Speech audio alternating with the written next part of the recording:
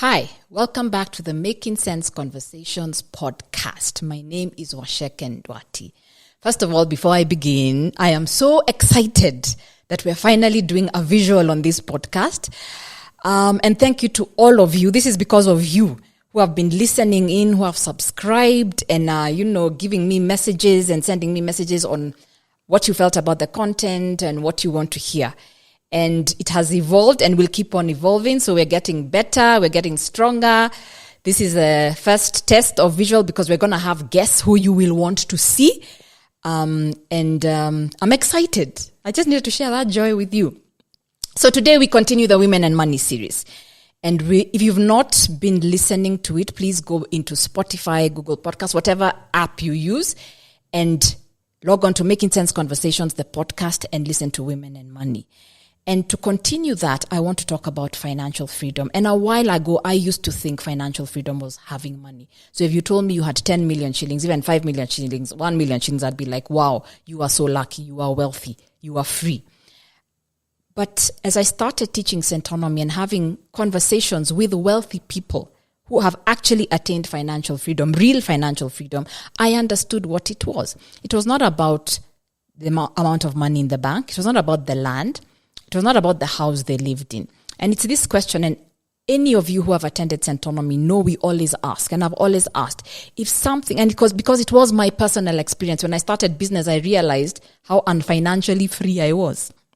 So, your employer does not pay your salary this month. What happens to your life? They don't pay it for 2 months. What happens? They don't pay it for 3 months. What happens? That's how financially free you are or are not. Your client doesn't pay. In business, what happens? Situations like a pandemic, like we all went through, happen. What happened in your financial life? So it should come back to teach you are not financially free. And for women, a lot of the times, we think somehow along the way something will fall in place. For example, let's say you are married and you are the one who doesn't earn the money or earn the bulk of the money. You may be walking around with a sense of temporary security because of what your husband earns. But what if something happens to him? What if something happens to his business? What if something happens to his job? And if you are not sure what is going on in the financial life, then it's time for you to start understanding whatever you don't know, treat it as if it doesn't exist, so that you can start actually activating. Yes, all these things we have or aspire to have, like a home, are good. But when you go to the supermarket and you walk through, there's no supermarket that has a line that says homeowners pass through. Everybody, homeowner or not, car owner or not, good clothes or not, nice shoes or not, helping all your family relatives out or not, you are all going to be expected to pay for what is in your trolley, and you need that food. So in a financial sense, the freedom is, do I have money to sustain my life that is independent of me going to work 8 to 5 or somebody else going to work 8 to 5 or somebody always being there? Because we know life, we don't even have to say what the situations are. Situations do happen. So you have to take control. And even if it's the reverse, even if you are a woman who's the breadwinner in your family, does not mean you are financially free. Again, what happens to your family if you do not have that income? And it's quite a scary scenario to face. But the only way we are going to start doing something about it is to stop cheating ourselves that our lives are so good that we are financially free. And especially now in the face of so much noise that is going on. So that's also the scary part, the money. And if you want to hear more, you must come for the Women and Money event on December 6th. So because we're talking about the exhaustion and leading up all the way to financial freedom. But it's more than that. It's sitting back. And I think what all this noise that is there, even having gone through something like the pandemic, is teaching us is, do we really want everything we thought we wanted? Because financial freedom is not in getting everything you think you wanted. Financial freedom is being able to now engineer your money so you get what you truly, truly, truly, truly value. I met a woman the other day and she's financially free.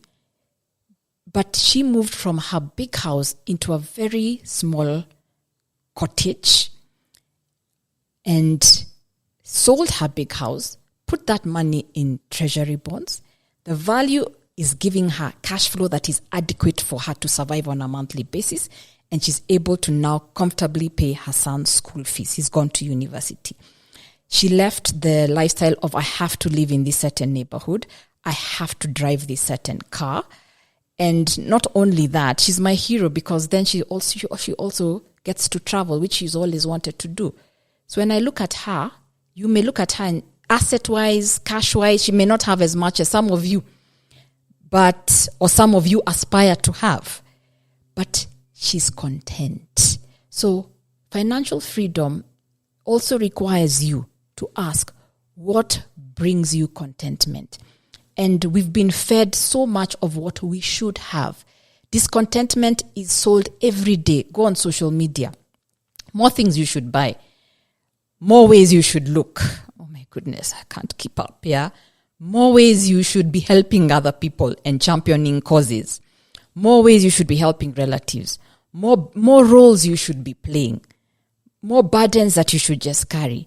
More ways you should be meeting other people's expectations. More ways you should be people pleasing. And what happens to us women is we actually put what we truly, truly want and value at the end. And we buy into this story that at some point, one day in the future, when I've sorted everything out, I will be able to be happy and financial free.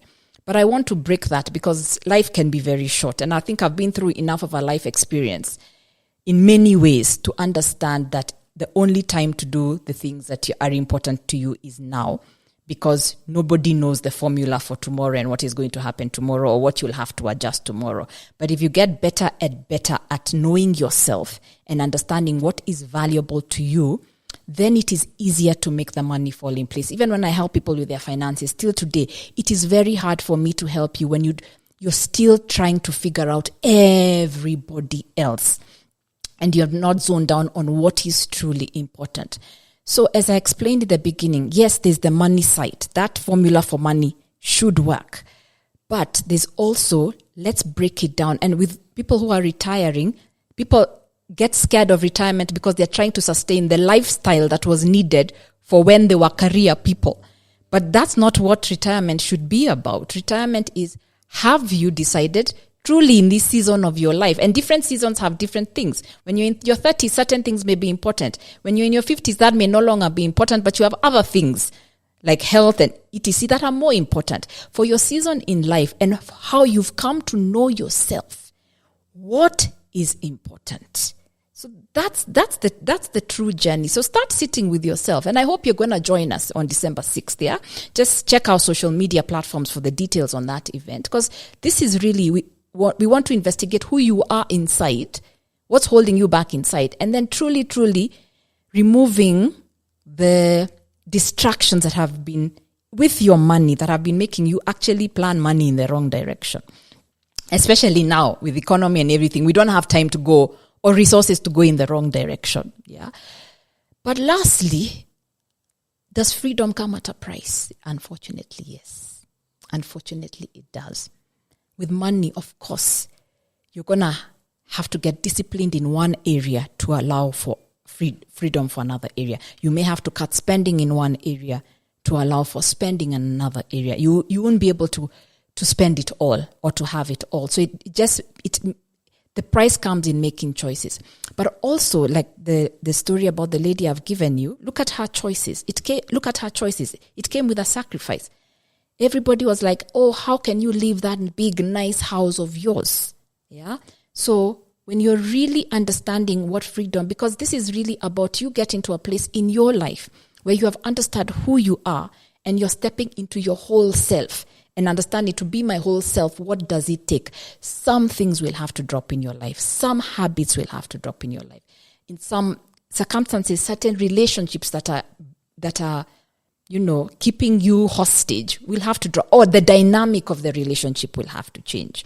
The way you thought you should raise your kids will have to change. What you thought you should have will have to change. The aspirations you thought were yours, but really were actually Sometimes it's way back. It's your parents who told you should be XYZ and have XYZ. Will have to change.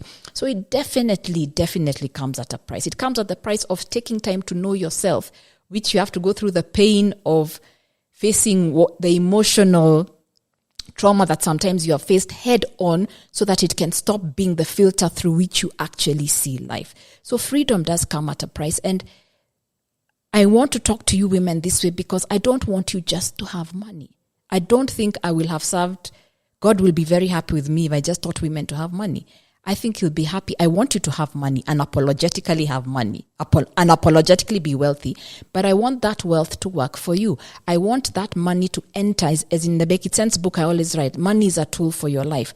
I want that wealth to activate purpose in your life, to activate what is valuable to you in your life. So you can say, hey, Washeke, I'm wealthy because I'm living the life that God has designed for me. That is truly my dreams, not what I've gone through, what I need to go through. So it's not just about people's expectations, but what I truly want. So may financial freedom find you.